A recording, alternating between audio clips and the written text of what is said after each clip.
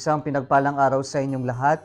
Tayo po'y magninilay sa salita ng Diyos, ang pinagmumulan ng awa at tawa ng ating buhay, ang salitawa.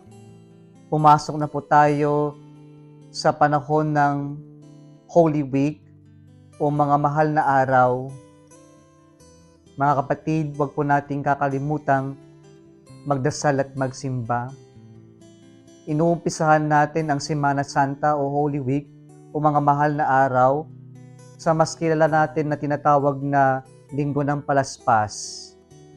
Marami ngayon ang magtutungo sa simbahan, marami ang magpapabless ng palaspas. Pero ano nga ba ang ibig sabihin ng palaspas?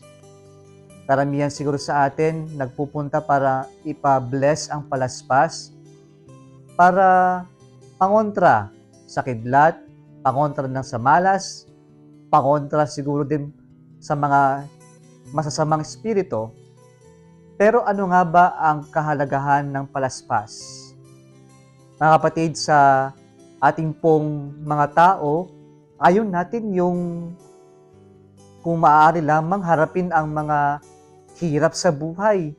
Kapag problemado, kapag mabigat, ang pinakamadaling gawin ay umatras, tumalikod, umiwas, o tumigil na lamang ang hindi magpatuloy.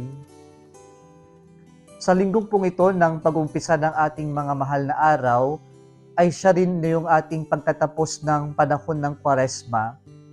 Kung ating pong maalala mga kapatid, inumpisahan natin ang Kwaresma sa paglalagay po ng abo sa ating noo. At itong abo na to ay mula sa nakaraang taon na Linggo ng Palaspas, yung mga lumang palaspas. At ito'y sinunog at nilagay sa ating noo, tanda ng ating mortality, tanda ng ating pagkatao, tanda ng ating pagiging abo, tanda ng ating kahinaan, tanda ng ating pangangailangan sa Diyos.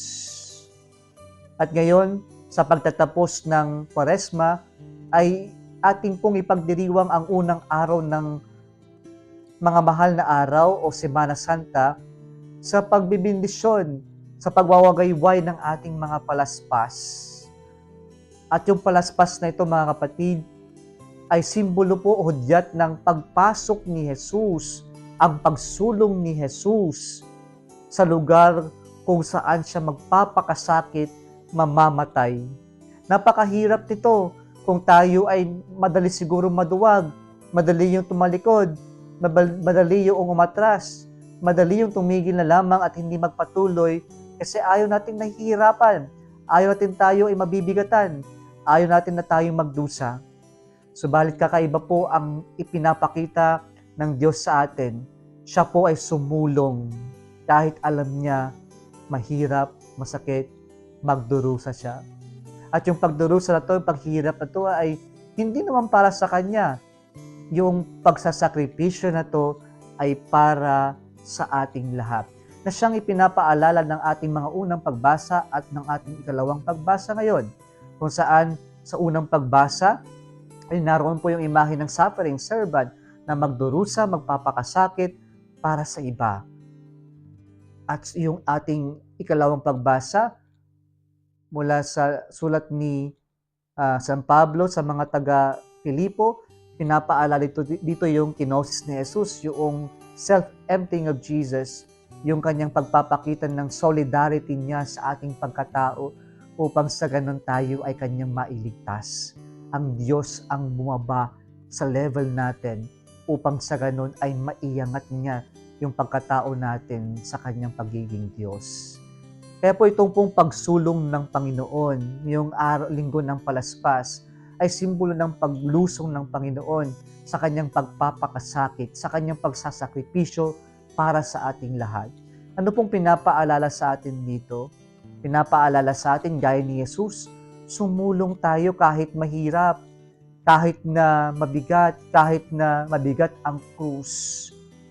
Huwag nating takbuhan kasi wala naman tayong matatapos sa pagtakbo, sa pagtalikod, sa pagtigil, sa pag-iwas sa mga hirap, sa mga pagsubok ng ating buhay. Gaya ni Jesus, buong tapang, buong pananalig nating harapin ang mga krus ng ating buhay. Kaya po yung pagwawagayway ng palaspas ay tanda rin po, it's actually an act of memorializing of the experience of the Israelites of their 40 years of sojourn in the wilderness, kung saan ang palaspas, ang luntiang palaspas ay simbolo ng pag-asa na sa kanilang 40 years na para bang wala ng pag-asa nang makakita sila ng luntiang palaspas ay nagkaroon o nagpahiwatig ng pag-asa sa kanilang hirap, sa kanilang pagdurusa. Kaya mga kapatid, paalala sa atin ngayong linggo na to, kapag tayo'y nagdurusa, kapag tayo ay naghihirap kapiling ng Diyos, ang lahat ng ating pagsusumikap ay magkakaroon ng bunga. Kaya huwag tayong maduwag na harapin, pasanin ang krus ng ating buhay. Sumulong kahit mahirap. Pangalawa, sa pagsulong natin, pinapaalala sa atin na hindi tayo nag-iisa. Kaya po yung pagsulong ni Jesus sa Jerusalem, siya po ay winelcome ng maraming tao at minawagayway ang kanilang palaspas.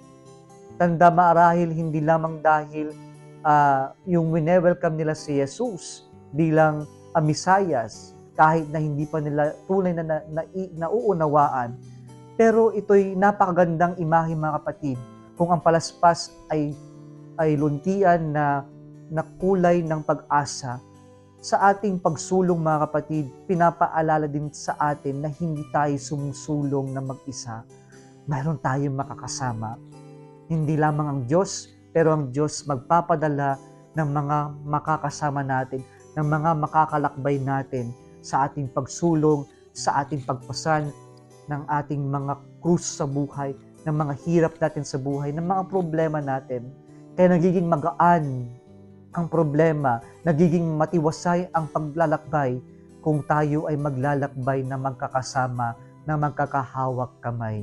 Kaya totoo nga, joy is doubled when it is shared, and problems are lessened when it is also when they are also shared with other people.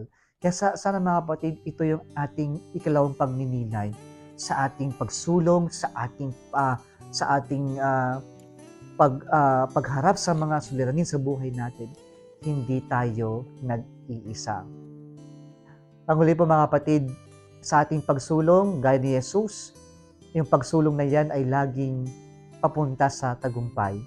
Lahat ng pagsusumikap, lahat ng pagsasakripisyo na inaalay natin na mayroong pag-asa at pananalig ay lagi pong magbubunga. Suffering with Christ is always redemptive. It is always something that will bear fruit. At ito yung pagsasakripisyo ni Jesus. Siya'y nagsakripisyo, ibinigay niya ang kanyang buhay bilang isang alay, at yung pagsasakripisyo niya ay nagbunga ng buhay na walang hanggan, ng kaligtasan para sa ating lahat.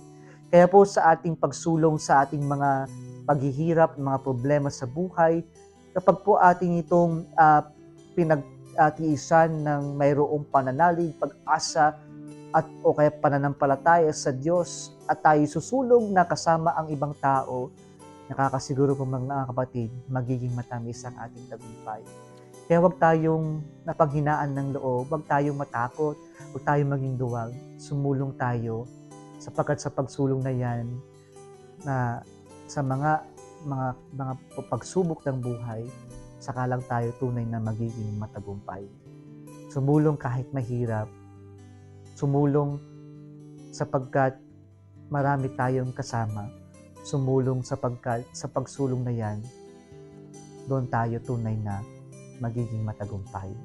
Kung nagustuhan mo ang video na ito, huwag kalimutang mag-like, i-share at mag-subscribe sa Salitawa Facebook page and YouTube channel. Muli isang pinagpalang araw sa inyong lahat.